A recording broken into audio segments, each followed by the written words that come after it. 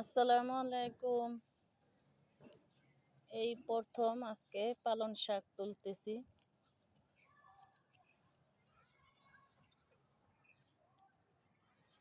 একটু রান্না করব বলে।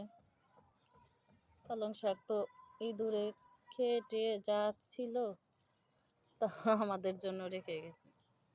মাশাআল্লাহ অনেক সুন্দর হয়েছে, দেখেন।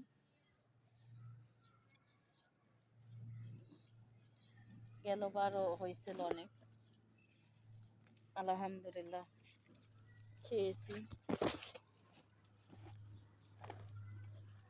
এইবারও অনেক সুন্দর হয়েছে।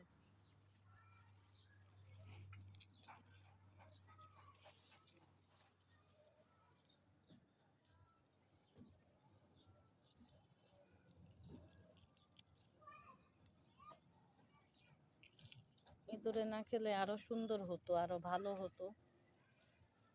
দেখি এখন আর কেমন হয় বা